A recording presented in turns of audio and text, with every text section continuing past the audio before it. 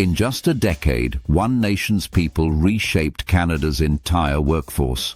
This is the untold story of how Indians came to dominate Canada's job market and what it means for the country's future. Chapter 1. The beginning of a quiet transformation. Canada's labour market has undergone one of the fastest demographic transitions in the developed world. 20 years ago, Indian workers represented a small but rising presence. By 2025, they have become a defining component of the national workforce. The transformation began quietly, driven by economic needs and policy reforms that few noticed at the time. At the start of the 2000s, India accounted for less than 4% of all new immigrants. Canada's major source countries were China, the Philippines, and the United Kingdom. By 2025, India has surged to the top, contributing nearly 30% of permanent residents and over 45% of temporary workers and students entering the country annually. This change coincided with Canada's demographic slowdown. The fertility rate has dropped to 1.38 births per woman, one of the lowest in the G7. Meanwhile, the proportion of citizens aged 65 and older has climbed past 20%. The imbalance left tens of thousands of job vacancies in healthcare, logistics, construction and technology, sectors essential to economic growth but chronically understaffed. Indians filled that vacuum with precision. Between 2015 and 2025, the number of Indian-born residents in Canada increased from roughly 1.3 million to more than 2.2 million. In the Greater Toronto area, 1 in 10 workers now identifies as being of Indian origin. The shift is visible in nearly every industry, from financial analysis and software engineering to long-haul transportation. Education acted as the main pipeline. In 2015, Canada hosted just under 40,000 Indian students. By early 2025, that number had multiplied tenfold, with more than 400,000 active Indian study permit holders enrolled in colleges and universities. Most arrive under programs that allow them to work part-time during studies and full-time afterward, easing their transition into the job market. By pairing open study visas with post-graduation work permits, Canada unintentionally built a self-sustaining system. Students paid tuition, gained domestic credentials, entered the labor force and later applied for permanent residency. In effect, education became the country's largest immigration funnel. Within 2 decades, the cumulative outcome was profound. A workforce increasingly young, multilingual and globally connected. Indians did not so much take over as they filled the spaces a maturing economy left open. Yet the scale of that participation redefined what Canada's workforce looks like today. Chapter 2. The pipelines that fed the system. Canada's labour transformation rests on its immigration architecture. The express entry system, introduced in 2015, revolutionized how skilled workers are selected. Candidates are ranked using the comprehensive ranking system, which assigns points for age, education, work experience, and language ability. Indian professionals consistently score high across all categories. By 2025, more than 60% of express entry invitations go to Indian nationals. The median age of successful applicants is 31, meaning most enter during their most productive working years. This young demographic directly offsets Canada's aging population and contributes to the stability of its tax base. Alongside permanent pathways, temporary programs have exploded. Canada currently records about 1.5 million active work permit holders and 500,000 study permit holders. Combined, they represent almost 5% of the total population, a historic high. Roughly 42% of all work permit holders are Indian citizens. The 2-step pathway dominates. Migrants arrive first on a temporary permit, then transition to permanent residency after acquiring Canadian experience. This model ensures a ready supply of trained workers already adapted to the local economy. Provincial nominee programs reinforce the pattern. Ontario, British Columbia, and Alberta tailor nominations to sectors with shortages: IT, engineering, healthcare, and trades. Indian applicants consistently rank among the top nominees due to their education and English proficiency.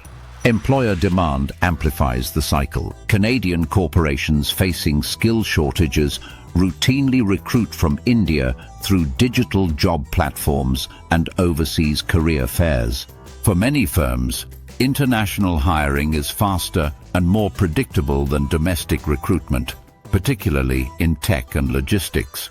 The COVID-19 pandemic cemented reliance on these channels. When travel restrictions eased in 2022, deferred applicants entered en masse, and remote work technology allowed employers to integrate foreign talent seamlessly. By 2025, virtual onboarding and hybrid work made it possible for companies to hire globally while maintaining operations in Canada. Through this web of student visas, work permits, and provincial streams, Canada built a global labor network with India at its center. The system was efficient, responsive, and by economic necessity, irreversible. Chapter 3. The numbers that reveal the shift. In 2013, India supplied about 32,000 permanent residents to Canada. In 2024, that number reached 118,000, nearly a four-fold increase. The overall Indian diaspora now represents approximately 5.5% of Canada's population, up from 2% a decade earlier. The occupational footprint is broad. Indians account for roughly 23% of software engineers, 18% of accountants, 25% of truck drivers, and 15% of licensed practical nurses. These figures reveal dual concentration at the top and bottom of the wage scale. Immigrants drive 90% of Canada's labour force growth and one-third of GDP expansion annually. Indians account for an estimated 10% of total national income growth since 2020. About 65% of Indian immigrants possess a university degree, double the rate among Canadian-born workers. Their digital literacy ensures strong representation in STEM fields. Despite success, wage disparities persist. New arrivals earn 18 to 22% less than comparable Canadians for the first 3 years. The gap narrows to 5% after 5 years. Geographically, 46% of Indian immigrants reside in Ontario, 24% in BC, 13% in Alberta, and 8% in Quebec. This clustering drives both economic vibrancy and housing strain.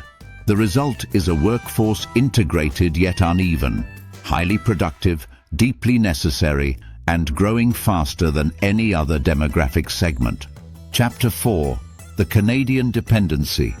Without immigrants, Canada's working-age population would decline within a decade. Indians have become the demographic buffer keeping that decline at bay. The participation rate among Indian immigrants aged 25 to 54 sits near 86%, higher than the national average of 84%. Healthcare faces a shortage of 117,000 workers by 2030. In Ontario, nearly 1 in 5 new nurses is Indian trained. Construction has 21% immigrant apprentices, with Indians leading. Massive transit and housing projects depend on this workforce. Transportation employs 300,000 truck drivers, of whom 70,000 are Indian origin. These workers keep national supply chains functional. Tech ecosystems in Toronto and Vancouver depend on Indian software developers. Job postings have risen 34% since 2021. Such reliance exposes vulnerability. Visa delays or diplomatic tensions can disrupt key sectors. Canada's economy cannot sustain growth without immigration, and Indians now anchor that necessity. Chapter 5. The Social and Political Dimensions. Brampton, Surrey and Mississauga showcase urban transformation. In Brampton, Indian origin residents make up 45% of the population. Indian Canadians now hold key political offices across all levels. Their growing electoral presence shapes national debates. Public support for skilled immigration remains near 70%, but concerns about housing and healthcare stress are rising. Canada added 1.25 million people in 2024 but built fewer than 240,000 homes. Affordability pressures are intensifying. Employers emphasize diversity and inclusion, yet credential barriers persist for newcomers. Colleges now derive 60% of tuition income from international students, most from India. Social integration remains strong, though periodic fraud incidents influence public discourse. Immigration policy is now as much about identity as economics, with Indians at its center. Chapter 6: Challenges, Fraud and Adjustments. Fraudulent student admissions in 2024 exposed system vulnerabilities. About 700 Indian students faced deportation before amnesty. Ottawa introduced digital verification for foreign recruitment agencies to prevent recurrence. Employers misusing temporary worker programs now face higher penalties and audits. Fake job offer scams have led to new verification systems linking employers directly to federal records. Rapid population growth of 3.2% in 2024 strained housing and healthcare. Rents rose 10% nationwide. The government plans to cap temporary residents at 5% of the population by 2026. Despite tighter controls, Indian applications remain high due to wage and lifestyle advantages. The bilateral labor link remains adaptive, enduring and central to both economies. Chapter 7: The Future of Canada's Job Market. Projections for 2025-2035 forecast 8.6 million job openings. Immigration will fill half of them. Automation will remove some roles but expand STEM, AI and renewable energy jobs where Indians already excel. Ontario faces 350,000 vacancies by 2030, Alberta 100,000, BC 150,000. Most replacements will come from abroad. Average wages: IT £48.30 each, healthcare £38.60, construction $35.40, trucking $32.10, all rising due to labor gaps. By 2030, over 20% of working-age Canadians will be Indian-born or of Indian descent. Remittances to India exceed $6 billion annually, strengthening bilateral ties. Canada must focus on integration, wage parity, and housing. India must manage brain drain while leveraging diaspora capital. Canada's job market is now global, and Indian talent remains one of its strongest pillars. If this story opened your eyes to how global migration shapes Canada's economy, hit like, subscribe, and share it with someone who still believes jobs are just local. Because in today's world, they're not.